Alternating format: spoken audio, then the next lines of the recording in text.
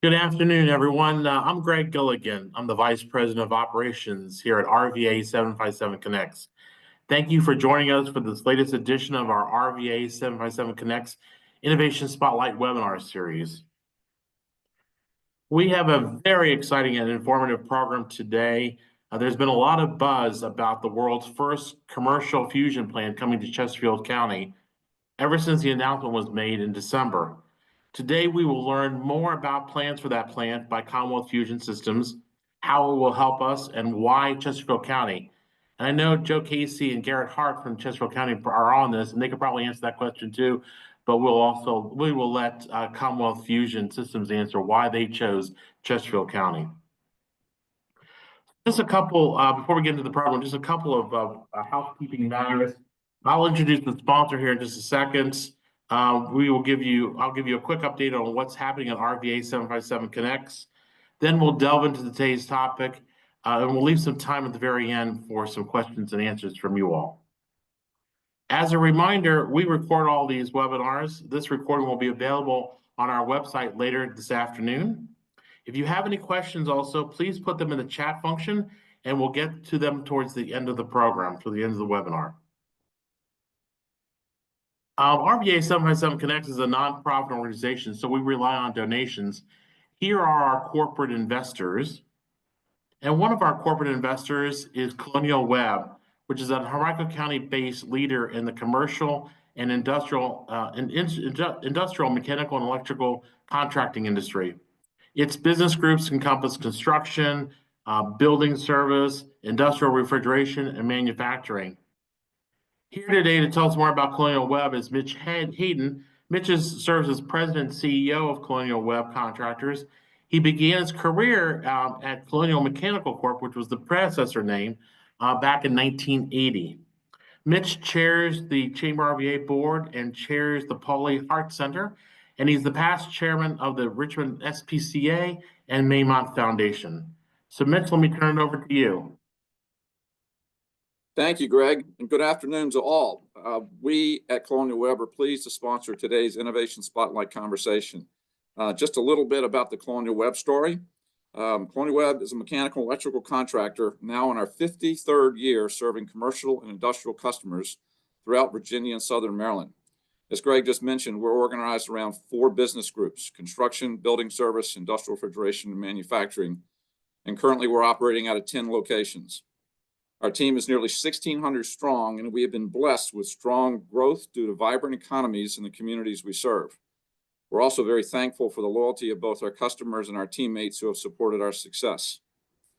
For more than 10 years, we have been working heavily in the data center space, seeing firsthand the positive impact on the region's economy and the careers of hundreds of our teammates and also those of other contractors and vendors. But the story is bigger than the data center conversation. This is about digital infrastructure. When you look at the Hampton Roads and Richmond regions, we have what it takes to become an emerging global internet hub. Experts around the world say to maximize artificial intelligence, nearby localities need to coordinate their efforts with their digital infrastructure. That's exactly what we're doing in this mega region. We need to also talk about how we leverage all this digital infrastructure for economic development advantage. And this includes how we come up with and harness the necessary power and how we use alternative energy sources. That's why today's webinar on this fusion plant is so important. I hope all of you are as excited as I am at the opportunity today to learn more. Back to you, Greg. Great. Thank you so much, Mitch, for that information about Colonial Web and also for giving a little bit of a preview of why today's webinar is so important. Mitch, also, we want to thank you for serving on our board and serving on our executive committee. And I want to give you a shout out, Mitch, because you will be inducted in May into the Junior Achievement Greater Richmond Business Hall of Fame. So kudos to you. Congratulations for that well-deserved honor. Thank you. Let me tell you all a little bit about RVA757 Connects. We are a nonprofit organization whose mission is to improve the economic success and quality of life of everyone in the Richmond region, which we call RVA, and Hampton Roads, which is called 757. We are a coalition of top leaders representing businesses, higher education, and organizations. We are following a national model where nearby localities collaborate on initiatives that advance both regions. We are advancing the mega region from the Richmond area to Hampton Roads as the I-64 Innovation Corridor. As you can see, we are pursuing several different priorities. We are helping the I-64 Innovation Corridor become a global internet hub, as Mitch talked about, and I'll talk a little bit more about that in just a moment. We advocated for the I-64 widening project, that 29-mile gap between New Kent County and Williamsburg. That project is now fully funded by the state, and construction has started. The project will be finished by 2028 with 3 lanes in each direction between Richmond and Hampton Roads. And we also are advocating for multi-use trails, such as Trail 757 in the Hampton Roads region and the Fall Line Trail here in the Richmond region. You can read more about these initiatives and our priorities on our website at RVA757Connects.com. Our top priority is to spearhead efforts to have the I-64 Innovation Corridor designated as a global internet hub. Our plan is a bold and innovative approach to harness a once-in-a-generation opportunity to transform the future of the Richmond region and Hampton Roads. When you view the Richmond area and the Hampton Roads together, combined, we have the core digital infrastructure assets in place needed to become a global internet hub. This 3-foot by 2-foot map explains visually how the I-64 Innovation Corridor becomes a global internet hub. As you can see, our mega region has the subsea cables that come ashore in Virginia Beach, and more are on the way, by the way. We have a robust local and intercity terrestrial networks. We have a digital network rings. We have internet exchanges, and we have data centers of all types and sizes, and more are on the way. If you'd like to have an actual copy of this map brochure, please email me to let me know. On the other side of that map brochure is this, which explains what a global internet hub is, why it's important, and the strategies we are using to build one of the interconnected digital hubs. You can also go to our homepage of our website, RVA757Connects.com, or the homepage of globalinternethub.com, and click on the map to get a better idea of the digital assets. Help us spread the word. The Richmond region also got some good news recently. Site Selection Magazine has recognized the Richmond region as one of the top 25 tech hubs in North America's index that was published in January. The article also gave a shout out to our Global Internet Hub initiative and mentioned the digital infrastructure developments taking place along the entire I-64 Innovation Corridor. Part of our Global Internet Hub strategy initiative, RVA757 Connects is championing for strong and expanding digital infrastructure ecosystems to enable world-class communication and connectivity. Having modern digital infrastructure ecosystems fuel everything from cloud computing and e-commerce to AI-driven manufacturing. A powerful digital infrastructure also supports the growth of high-paying IT tech jobs and ensures the industries of tomorrow will locate and expand in the Richmond region and Hampton Roads. All this will help grow our overall GDP, our workforce, our productivity per worker, our wages, and in turn, economic prosperity for all. To better explain the importance of the digital infrastructure ecosystem and its connection to data centers, we developed a comprehensive Q&A section on our website. Please take a look at it at some point. We also crafted op-eds that ran last month in the Richmond Times-Dispatch and the Virginian Pilot newspapers about how important Virginia's digital infrastructure ecosystem is and about how the current debate on data centers risks stalling investment, limiting our potential, and leaving us behind. Now on to today's topic. This afternoon, we will learn a lot more about plans for the world's first grid-scale fusion power plant that's coming to Chesterfield County. Commonwealth Fusion Systems is at the forefront of revolutionizing clean energy through its planned commercial fusion power plant. The plant is designed to generate about 400 megawatts of zero-carbon electricity, enough to power about 150,000 homes. The plant is scheduled to start generating power for the electrical grid in the early 2030s. It will play a critical role in meeting Virginia's growing energy demands while enhancing grid reliability. By establishing Virginia as a hub for fusion energy innovation, Commonwealth Fusion Systems is shaping the future of sustainable power while supporting Virginia's commitment to clean energy leadership.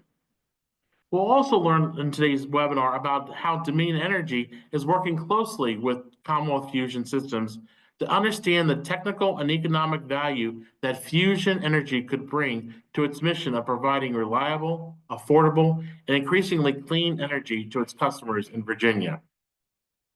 Let me introduce our speakers today. First is Kristen Cullen. Kristen is the head of global policy and public affairs at Commonwealth Fusion Systems, where she leads an effort related to global public policy, state government relations, public affairs, and community relations. She also led the global siting search for the world's first fusion plant here in Chesterfield. So we'll get a better idea of why she chose Chesterfield.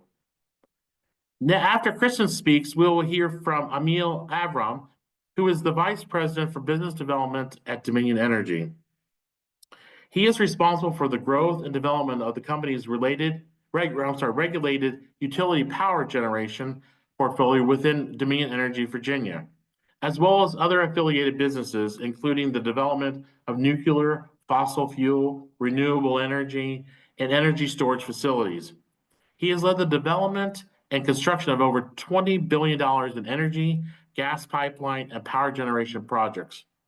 After spending 10 years at United Technologies in various roles in aerospace and energy industries, Emil joined Dominion Energy in 2001 and has held roles of project development and other construction and other responsibilities in both the power generation and the interstate gas pipeline businesses.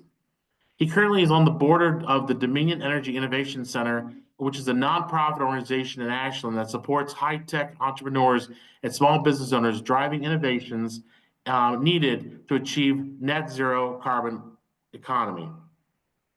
Before I turn this program over to Kristen, let me just remind everyone, if you have any questions, please use the chat function.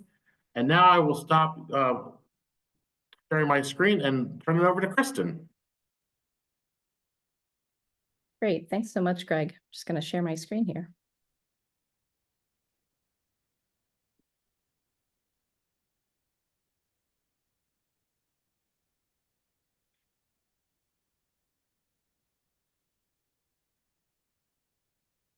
Looks good. Excellent. Thanks so much, Greg, and thanks so much for having us here today. We are thrilled with the recent decision to have announced our first site in Chesterfield County. This is a very exciting milestone moment for the company. So we're thrilled to make the decision, and we're thrilled to be here to talk a little bit more about it today.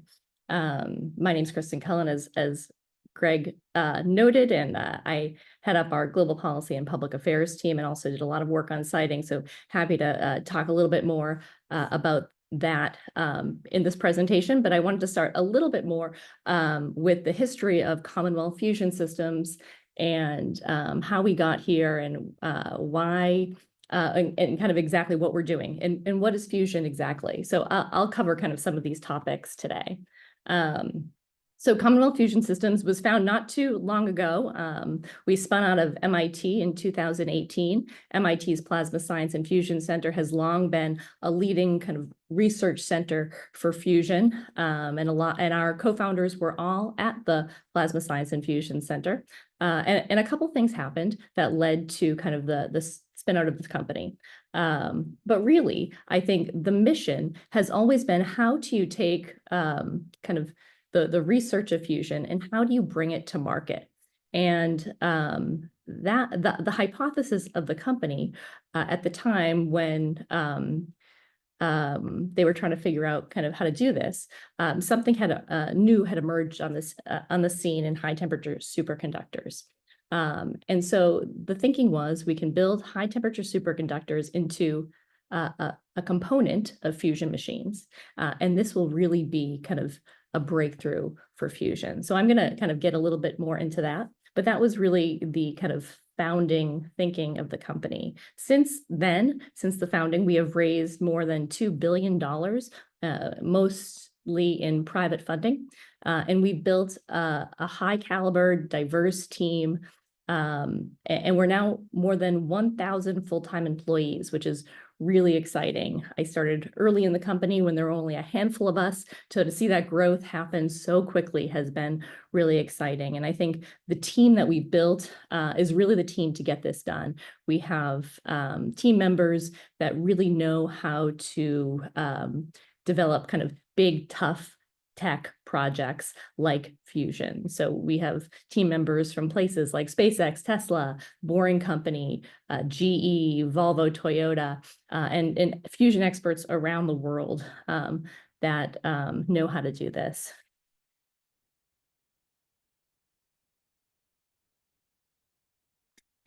So at the highest level, what is fusion exactly? Fusion is the process that happens in stars like the sun. And in fusion, you take light elements like hydrogen, and they fuse together into helium, and you get a neutron. And in that process, you get enormous amounts of energy. In fact, it's so energy dense that it generates 200 million times the energy per reaction as burning coal. And so this is an incredibly interesting energy source, but we haven't brought it to market yet. So why is it so interesting and why do we study it? So the prospect of fusion energy is really interesting because it would be clean. The fusion process is zero emissions. It would be firm. This would be baseload power. You could also ramp it up and down. This could be dispatched as needed. It's safe. They're fundamentally, the fusion process is the opposite process as the fission process. And as a result, you can't have a chain reaction or a meltdown scenario with fusion. We don't use uranium or plutonium as our fuel. And we don't have, as a result, high-level, long-lived waste. And so those are all incredible benefits of fusion. It's also scalable. We believe fusion power will be economical. As I mentioned, it's energy dense. We are designing our fusion power plants to scale quickly. So we're building them all in the same way, manufacturing all the components in the same way, so we can be able to scale and deploy fusion power plants around the world to meet what we think is incredible demand. And these are secure. So if we're able to build a machine, you can get energy. And so this is an enormous advantage for when we're talking about energy security and energy independence for the US and around the world. And we're really close. So I think, there's kind of a certain joke about fusion that I don't like to mention, but in fact, we've made incredible progress in fusion. And so this is kind of a chart of our progress, a plot that you can see here. And there's been a lot of different types of fusion machines built, and they're represented here. The type of machine we're building is called a tokamak. And there have been 150 tokamaks built around the world. And they're all kind of increasing performance over the years. And the goal really with fusion has always been, can you get more power out than it takes to start the process? That's always been the goal. And last year, we had one machine at the National Ignition Facility reach that goal. That was a very exciting moment. That was an important kind of demonstration of the physics. But that's really been the goal. Can you take that and can you build a machine that's commercial? I think that's the difference. And as a company, that's always been our goal. Can we meet this this key goal and make a machine that is commercial in nature? And so we are building a tokamak, but there's lots of other companies that are all trying different approaches to kind of get to that goal. We decided to build tokamaks have been kind of well studied. We understand the physics. We have a good understanding of how they work. But historically, they had to be very big and expensive. And as a result, the kind of timelines to build them were very long. And so when the company was founded, and I kind of mentioned this high temperature superconducting material early on, the thinking was you can take kind of the best of the tokamak, which is kind of the proven physics, the understanding, and you can add in kind of these new high temperature superconducting magnets. So we use magnetic fields to kind of insulate the plasma where the fusion happens. And if you could build this magnet out of high temperature superconductors, the thinking was you could build a tokamak. We understand how tokamaks work, but you could build it much smaller, much faster, and the result, the economics would work much better. And then we have a commercial machine. And so this was a very exciting prospect, but could we build this magnet? This was kind of a really kind of state-of-the-art magnet. We knew it would be a massive breakthrough, but it was a challenging kind of prospect. So we worked in collaboration with MIT, and the first 3 years of the company was dedicated to trying to build that magnet technology. And so that was really the focus. And we did it. In 2021, we demonstrated a near full-scale magnet technology using high-temperature superconductors in collaboration with MIT. That demonstration happened at MIT. That was a very exciting moment for the company. And it was, we published everything in peer-reviewed publications. And that was a very exciting moment because we knew with the magnet technology that we just demonstrated, that was going to be a breakthrough for commercial fusion. And so that really was kind of a defining moment in the company. 2 months later, we raised our Series B round of funding, which was a 1.8 Series B round of funding, which, a $1.8 billion Series B. And that was an exciting moment for the company, and I think an important validator of our technology. So right now, we are manufacturing those magnets for our power plant prototype that we're building in Massachusetts.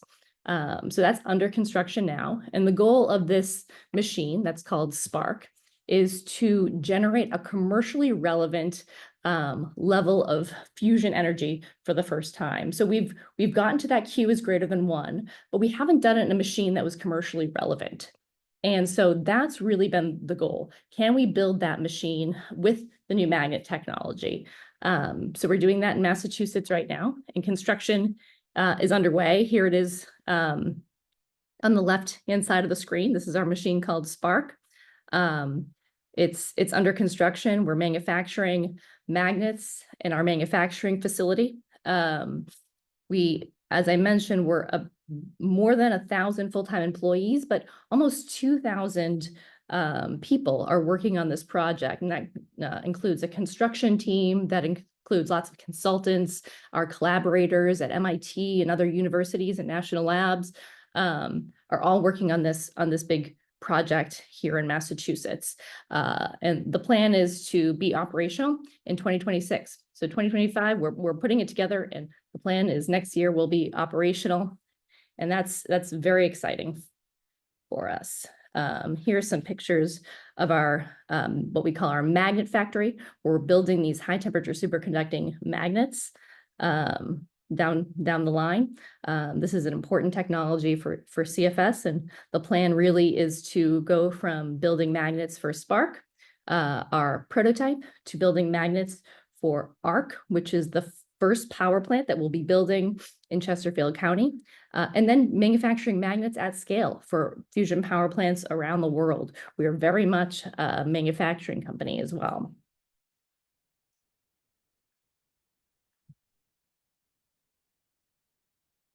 So ARC, as I mentioned, will be the world's first commercial fusion power plant.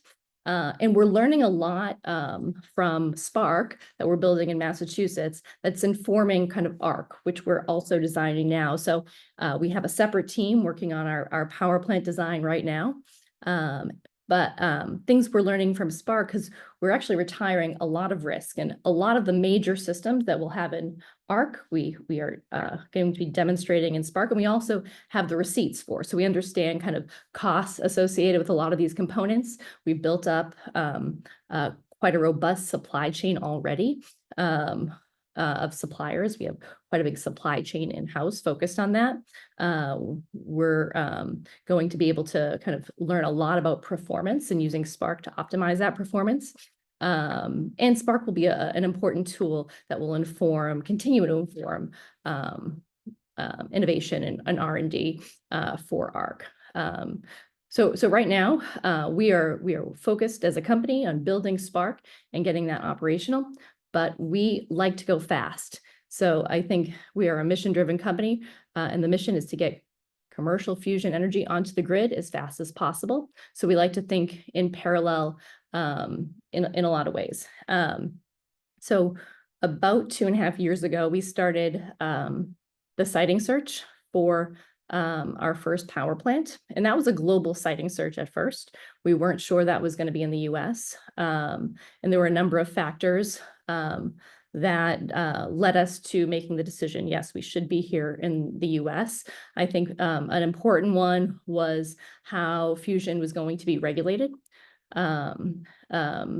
And we worked very closely with the Nuclear Regulatory Commission in the US to make sure that we had a kind of a risk-appropriate regulatory process in place for fusion. And that was just, confirmed about 1.5 years ago now.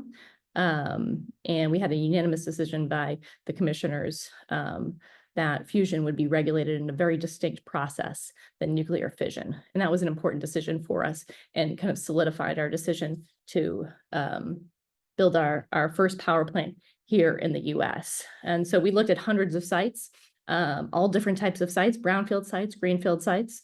And I think the good news and what we discovered in the siting process is there's lots of good places that you could build a fusion power plant.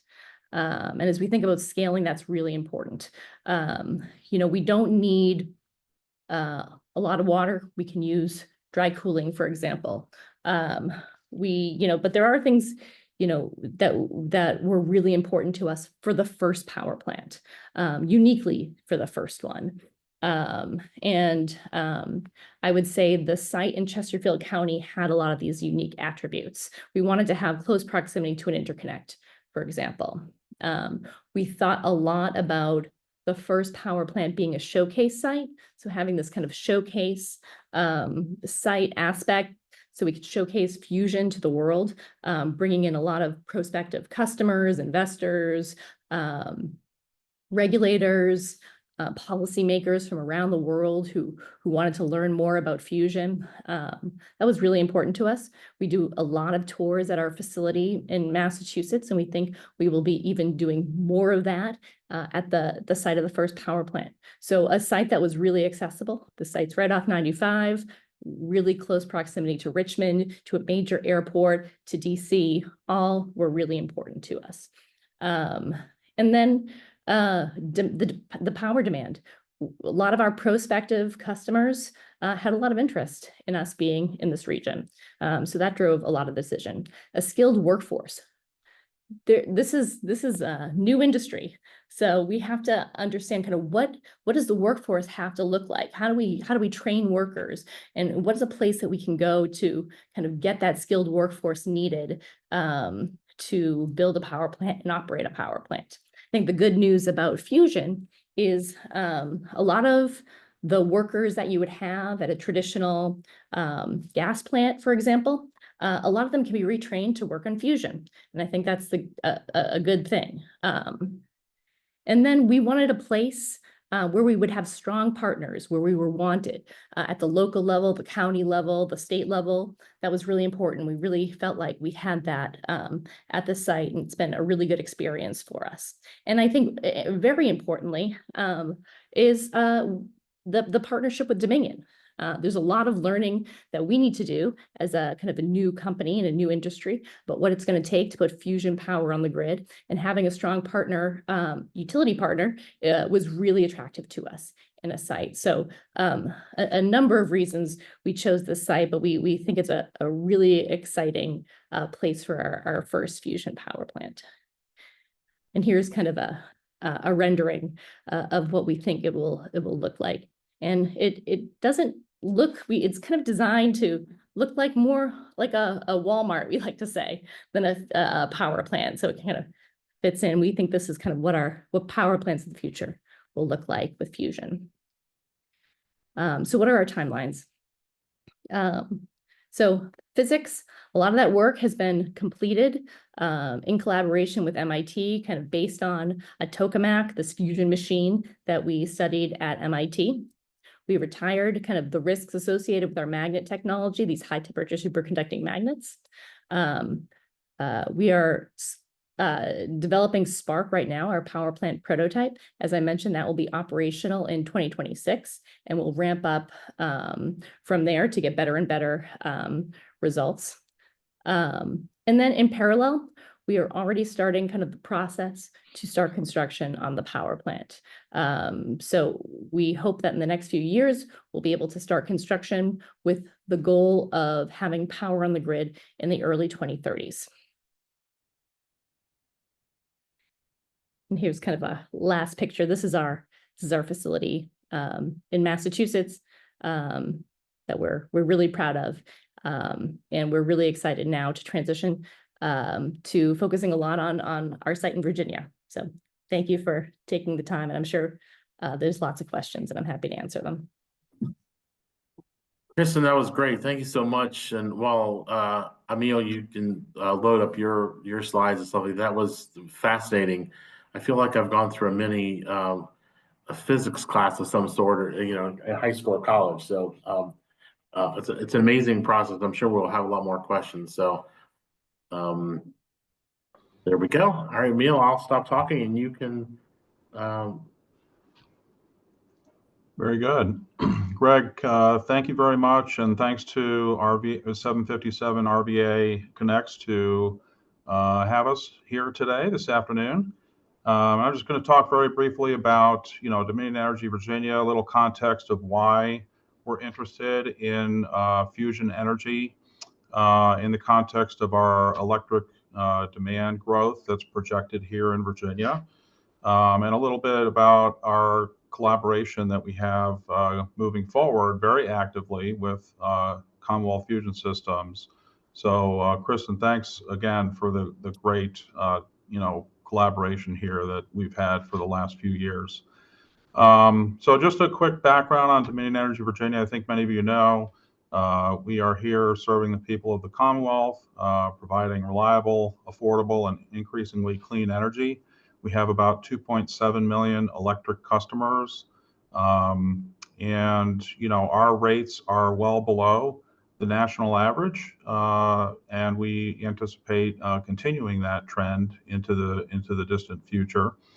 It is a very transformational time right now. We have, about 20,000 megawatts of generation in our portfolio today. But if you look in a moment, I'm going to show you, how that's going to change based on the demand for electricity from industrial electrification, the growth in the EV market, and the data center market, which is driving a large part of electric growth in Virginia. So I wanted to show you this chart. It shows the latest, the last 2 years of forecasted summer peak load in what's called the Dominion Zone within the Mid-Atlantic region. And you can see, it starts in 2024, 25, and goes out to 2045, so about 20-year time horizon. And in that time horizon, it's almost a 2 to 3 times increase out to 2045 in our peak summer load that's forecasted. And like I said, a lot of that is due to the reasons I mentioned. And so, what that requires us to do is deploy, between 1,000 and 2,000 megawatts of new power generation per year. So my team is responsible for developing the new power generation facilities across all technologies. And, if you look at our latest integrated resource plan that we published back in October, which is really what that shows basically is a plan and a map essentially on how we're going to meet the growth in electric demand from our customers over the next 15 plus years. And a lot of work goes into that. We feed it, it's a financial and system model that we feed it various technologies that are available to us today to deploy, and it provides an optimized solution on what is best to build to keep that mission going of affordable and reliable and increasingly clean energy. And so you can see here today we have about 5 technologies available to us to deploy today. And if you look at the totals of all these, this is through 2039, about a 15-year horizon. We have to deploy about 27,000 megawatts of new generation capacity. And, about almost 80% of that is zero carbon. So we're, continuing to drive our carbon emissions down over time. And, but at the same time, we have to continue looking at new technologies. So, I just show here briefly, we are deploying all those technologies today that are available to us. So offshore wind, as you may know, the Coastal Virginia Offshore Wind Project, affectionately called CVOW, is over 50% complete now. We're the 3rd largest utility solar portfolio in the U.S., deploying still about 1,000 megawatts per year with us and our partners. And we're also looking at other solutions in the nuclear fission space, long duration energy storage, and new transmission innovative projects that are coming to market. So we have a lot of oars in the water. We're pushing forward, and we're going to meet the electric demand that's coming. We have a lot underway across our entire system here in Virginia.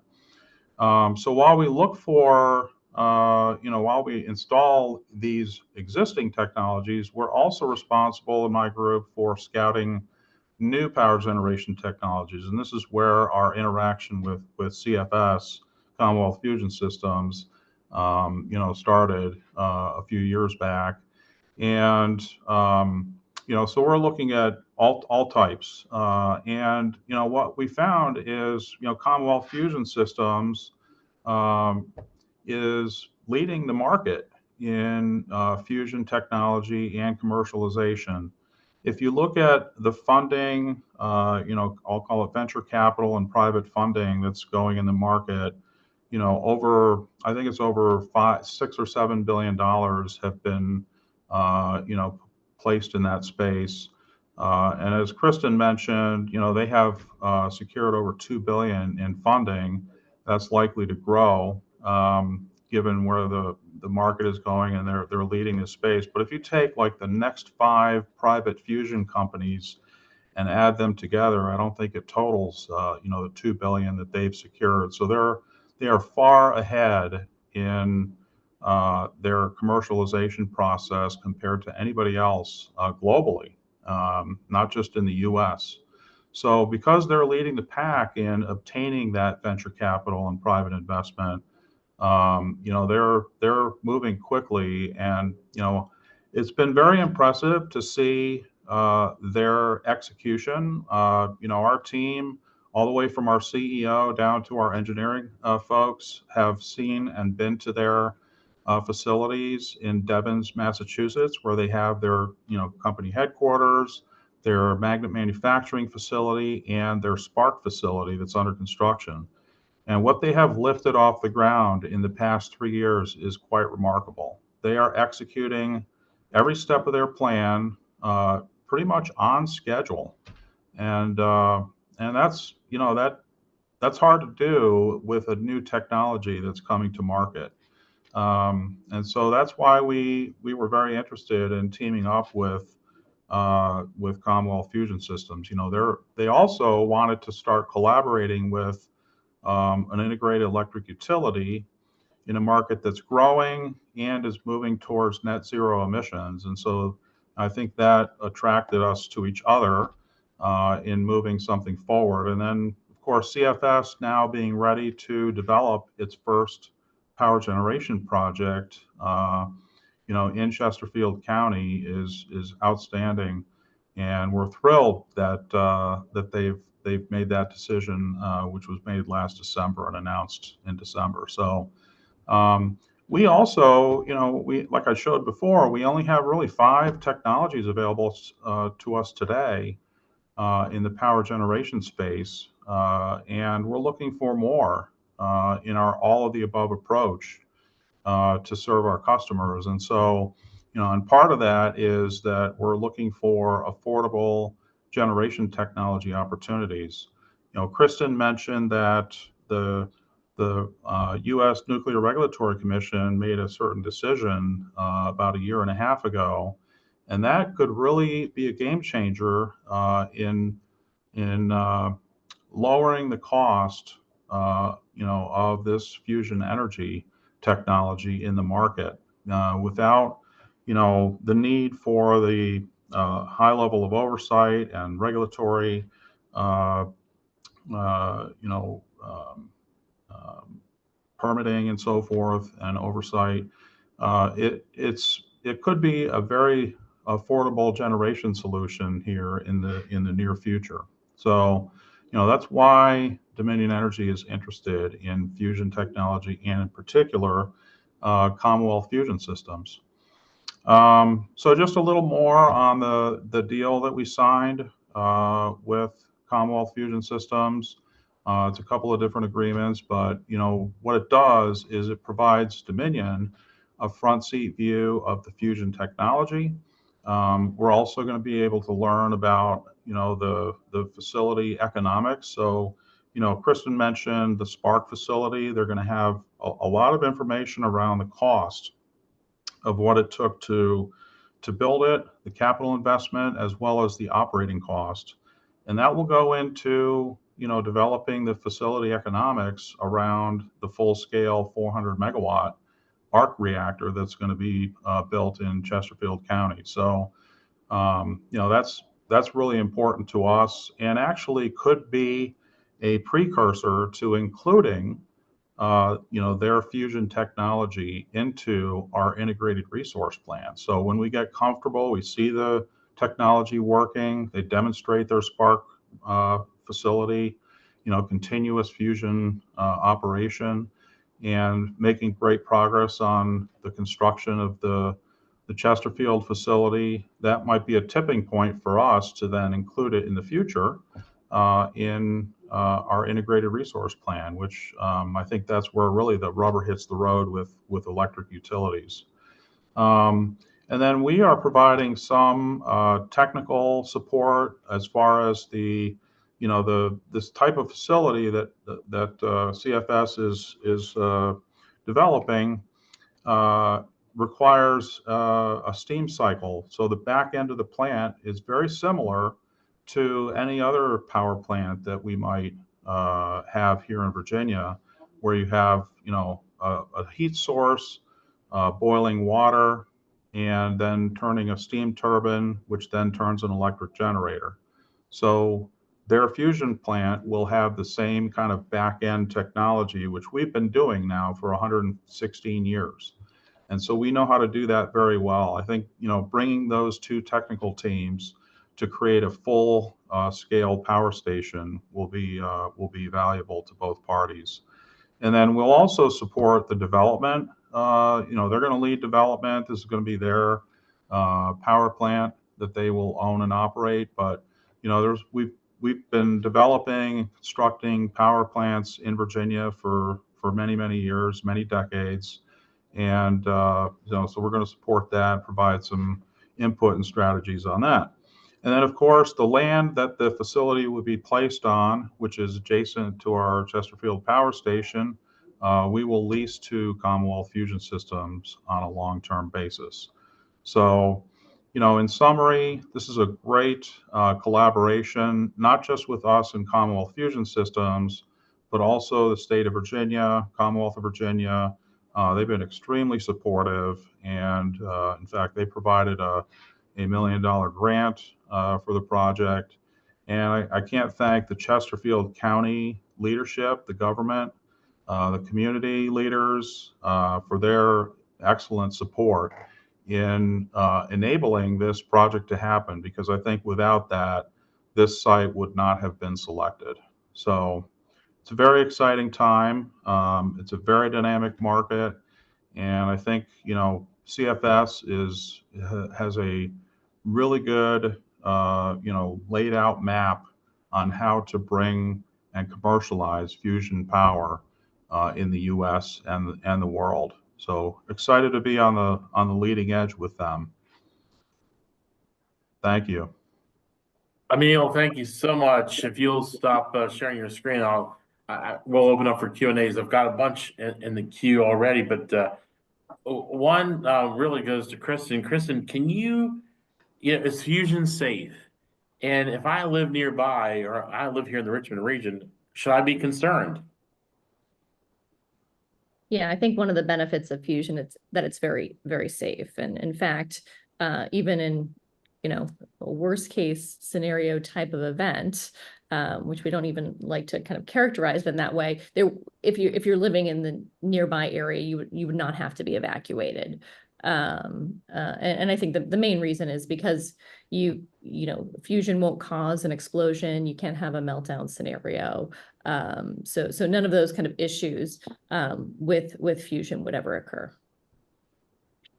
Great. And Emil, I have a question for you, and I'm going to go to some of the other questions, but you talked briefly about, you and Dominion Energy and Commonwealth Fusion Systems initially connected. How did you all connect, and how long ago was it? And I guess as a follow-up, do you see a future where you might own your own fusion plants? Yeah, great question, Greg. So we actually first started interaction when Commonwealth Fusion Systems first formed. I actually reached out to who at that time the head of the MIT Plasma Science and Fusion Center, and said, hey, you guys are really looking at this the right way as far as the magnet technology is really the key. They recognize that up front for a tokamak fusion reactor, and that was really their main goal. And we actually collaborated quite a bit between, say, 2018 and 2022. They actually attended our Innovation Expo a couple of times in 2018 and 2019. And we continue to keep the dialogue going as we watch their technology development. And then in 2022, 23 time frame, we re-engaged a little bit more. They saw, hey, Dominion Energy is, their region has high electric load forecasted. They're working a lot with data center companies. We have a mission to get to net zero carbon emissions, and we're an integrated electric utility that is interested in owning our own generation as well in the future. And so I think, the conversation really started around how can we work together. At the time, it wasn't really about, hey, let's put the first fusion power plant in Virginia, but that ultimately came into the conversation in around 2023, and we started to have look at different sites with Kristen and team across the Commonwealth. We actually looked at like 50 plus different sites in the Commonwealth, and in working with our partners and VEDP and so forth. So it was really a great collaboration. I think they saw our ability to develop projects, what are some of the key attributes important in selecting a site, and that I think helped as well with kind of solidifying our partnership. So to your second question, I do see the future, I do see future promise of us, building and owning our own fusion power plant as well. I think, the things that we need to see are, first, it works, it runs continuously, which, the CFS team is working to make that happen with their Spark demonstration facility. And we could see that as early as 2026. So very near term in our kind of world of the electric utility space.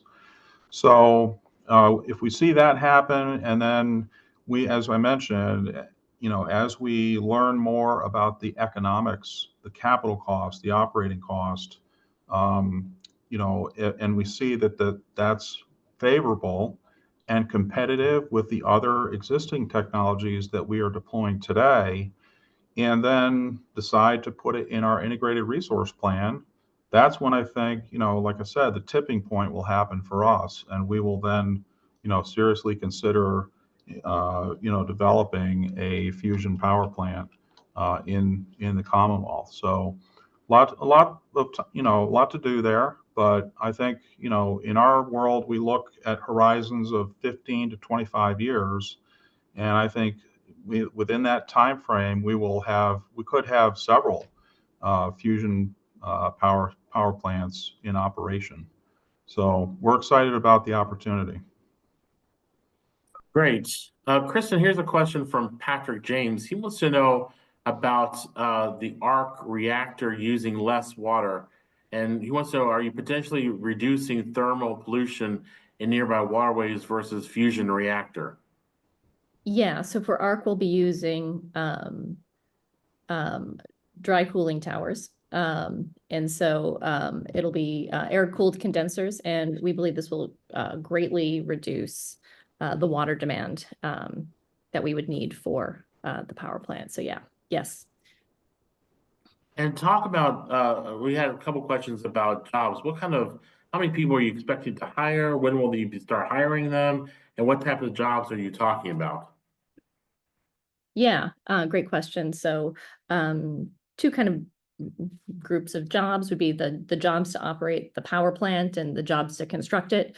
Jobs to construct it, we hope that construction will be able to start in the next couple years, based on kind of permitting schedule, late 27, 28 is what we're working towards. And so kind of, we think this is hundreds of temporary construction jobs and full-time kind of power plant jobs. And those jobs, as I mentioned, kind of more traditional power plant operators, engineers, boiler makers, pipe fitters, electricians, the types of jobs that you would find kind of in more traditional power plants, I think are relevant for ARC as well. And another question from Donna Ellis. She wants to know, what kind of resources did MIT provide you to take the concept from research to commercial venture? And I'll just add on, does MIT have any ownership in Commonwealth Fusion? Yeah, so MIT has been a close collaborator since the beginning. Of course, we spun out of MIT, and they continue to be a strong research partner with us. A lot of their research is focused on kind of R&D that would enable commercial fusion energy. In fact, CFS is actually the largest sponsor, private sponsor of research at MIT. So we have a close collaboration that continues. And so they are working on all sorts of projects in close collaboration with CFS right now. Good. And we got a question, Kristen, from Simone Parker. Wants to know that Simone recently read an article in the Boston Globe that stated that your goal, or the company's goal, was to build 10,200 megawatt fusion power plants around the world, enough to replace fossil fuel. Can you share any details on those plans? Yeah, so we have big, audacious goals to build many, many fusion power plants as fast as we can around the world. And I think, that 10,000 number, I think, just represents, like, we want to build as many fusion power plants. We're building them the same way. We're building them all at about 400 megawatts. And we're manufacturing the components in the same way to try to get them off the line and assemble them into the world. So I think I will say, like, that really drives kind of the mission of the company, is how do we go fast and how do we scale? So I think that's kind of what was probably captured in that article. Aaron Finch wants to know, what is the expected lifespan of one of these power plants once it goes live, and what are the components or factors that determine this? For instance, he wants to know, like, what wears out in a fusion plant over time. Yeah, so I think For ARC 1, I think we have a 20-year lifespan. But I'll confirm that with our technical team. But I think really what's driving lifespan is kind of the lifespan of our magnets, and those magnets will degrade over time based on kind of neutron bombardment. So those will have to be kind of the lifetime of the magnets will dictate how long the power plant can be operating.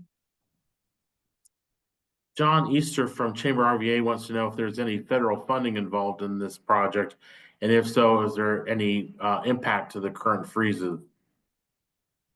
Yeah, so right now we are the vast majority of our funding is from private funding sources. We do have some federal funding from a milestone-based program that was put in place through the DOE, and CFS was the largest recipient of some milestone funds. Basically, it was a program that was based off of a milestone program that enabled commercial space. And if you meet milestones, it's kind of a matching funding program. And so we hope that program will continue to expand to support kind of future power plant development right now. So we are excited about that. And I think an important thing about fusion, and this might not have been part of the question, but it's really exciting that we have strong bipartisan support. So I think across the board, fusion is supported by Republicans, Democrats, Independents, and that's been a big goal of ours. And I think we've been pretty successful as a fusion industry there. Mitchell Harrison asks, what is the anticipated cost to consumers of this energy? By the way, Mitchell thought this was a great presentation, which we agree.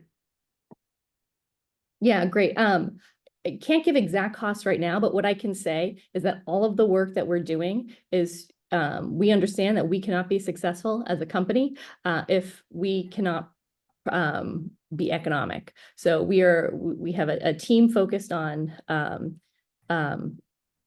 this right now, and we believe that fusion power will be economic.